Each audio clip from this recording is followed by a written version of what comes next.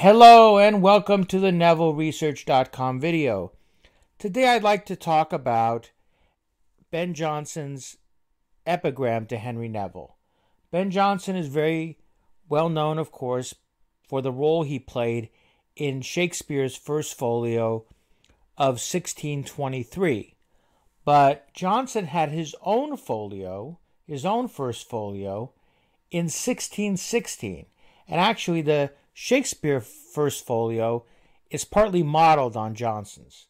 So here is the title page for his 1616 First Folio, the works of Benjamin Jonson. And the book includes his plays and poems and also a book of epigrams. And one of the epigrams is to Henry Neville.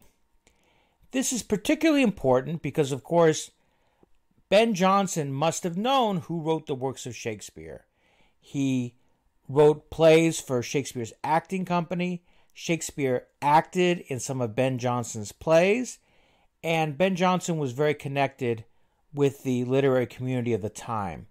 So certainly he knew who wrote the works of Shakespeare, and the First Folio is something he was closely involved with.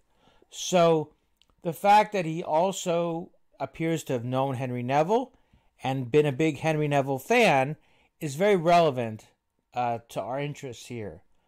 Now here's the epigram to Henry Neville, and it starts, "Who now calls on thee, Neville, is a muse." So this is an interesting line. And if we look at some of the other epigrams, here's one of Francis Beaumont, the playwright, and Jonson writes, "How do I love thee, Beaumont, and thy muse?" And here's one to John Donne, the famous poet. "Donne, the delight of Phoebus and each muse." So here we have three epigrams, all with pretty much the same pattern in the first line. In the first line of each one, it has the name of the person, and then the last word is the word muse. So this is an interesting parallel, and I will let you think about what that might mean. And let's look at the rest of this epigram to Henry Neville. So Jonson says, "Who now calls on thee, Neville, is a muse, that serves nor fame nor titles, but doth choose, where virtue makes them both, and that's in thee, where all is fair beside thy pedigree."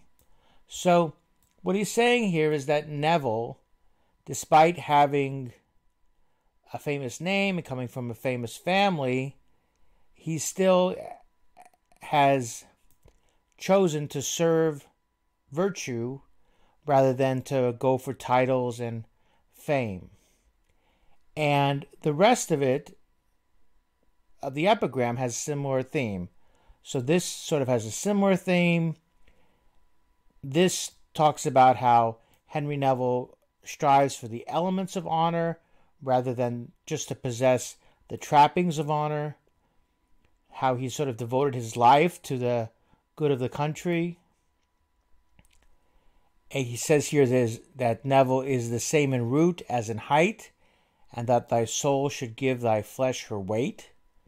So it's all very somber in many ways. And I want to read the last four lines here. "Go on and doubt not what posterity, now I have sung thee thus, shall judge of thee. Thy deeds unto thy name will prove new wombs, whilst others toil for titles to their tombs." So it's all very interesting. It's such a somber epigram that it makes me think that it might even have been written after Neville's death. Most scholars think that all of these were written around before 1612. But the book was published in 1616, and Neville died in July 1615. So I think it's an interesting question whether this epigram might have been rewritten or written in the first place after Neville's death, because it is so somber. The reference here to Lent life is also sort of a reference to death, to God lending you your life and then, taking it back when he's ready.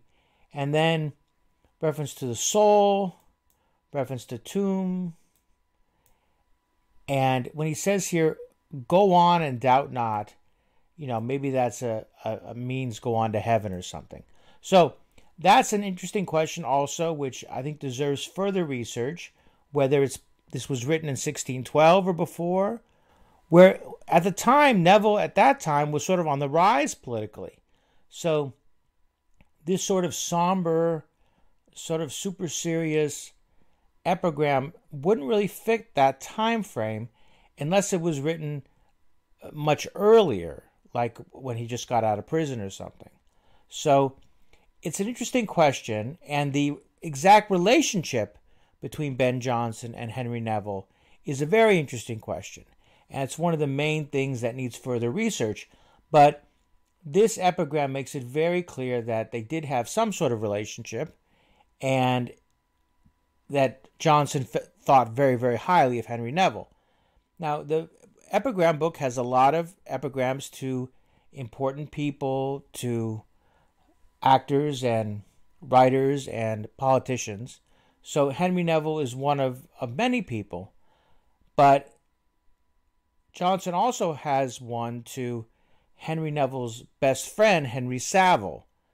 So it makes me think that maybe Jonson knew Savile as well, and maybe there was some kind of social connection there or literary connection among the three men.